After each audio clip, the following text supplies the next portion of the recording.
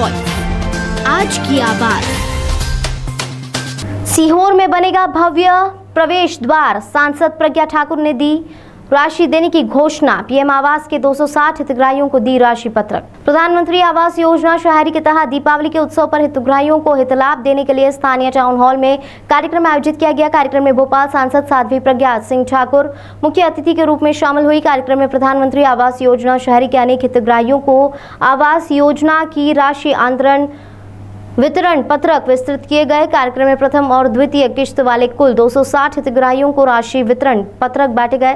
इस अवसर पर सांसद ने सभी हितग्राहियों को दीपावली पर्व के पूर्व अपने आवासों के स्वीकृति पत्रक मिलने पर बधाई दी। उन्होंने कहा कि प्रधानमंत्री नरेंद्र मोदी और मुख्यमंत्री शिवराज सिंह चौहान के प्रयासों से हितग्राहियों के पक्के मकानों की सौगात मिल रही है। उन्होंने कहा कि सर्वहारा वर्ग के कल्याण के लिए उज्ज्वला योजना, पीएम आवास, मातृत्व वंदना, प्रधानमंत्री रोजगार सृजन कार्यक्रम सहित अनेक जन कल्याणकारी योजनाओं को क्रियान्वयन कर संचालित करने की योजनाओं से लोगों के जीवन में खुशियां आई हैं। उन्होंने कहा कि जिन पात्र हितग्राहियों को अभी आवास स्वीकृत नहीं हुए हैं वह भी निराश न हो, उनकी बारी आने पर उन्हें भी आवास स्वीकृत किए जाएंगे।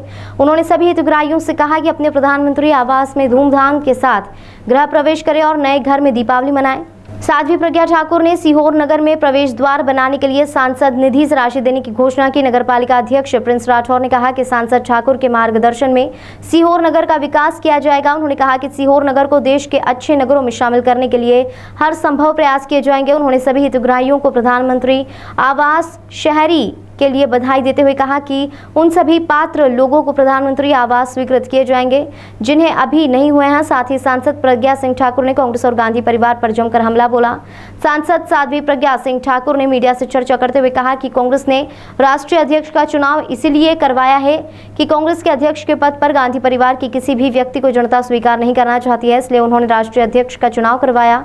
देश गांधी परिवार को स्वीकार नहीं कर रहा है, इसलिए उन्होंने राष्ट्रीय अध्यक्ष का चुनाव करवाया। जनता के साथ साथ पार्टी के कई नेता भी उन्हें अब स्वीकार नहीं करते, मजबूरी में करवाया क्योंकि पार्टी का इतना बुरा दृश्य वो भी देख नहीं सकते। कमा सकती है, बहन भी कमा सकती है, बेटा और बेटियां भी कमा सकते हैं। इस तरह से ये हमारा देश समृद्ध होगा।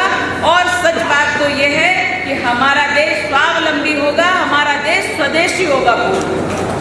सब अपने अपने घरों में रहें, अच्छे से कमाएं, अच्छे से खाएं, कोई आपदा आपके ऊपर नहीं आए। यदि आती है तो जैसे कोरोना काल आया तो उसमें उन्होंने अनाज निःशुल्क दिया, फ्री दिया आपको कि कोई भी व्यक्ति भूखा नहीं रहेगा, कोई व्यक्ति बिना घर के नहीं रहेगा और कोई भी व्यक्ति बिना वस्त्र के, बिना कमाए हुए, बिना रोजगार के नहीं रहेगा। गाँव को भी उन्होंने स्वरोजगार करने का अवसर दिया है।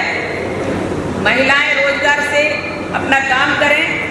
छोटे छोटे घर में बनाने वाली चीजों को भी आप बेच सकते हैं। ऐसे स्व सहायता समूह के माध्यम से उन्होंने छोटे छोटे लोन दे करके आपको अवसर दिए कि आप भी कमाइए और घर बैठे कमाइए।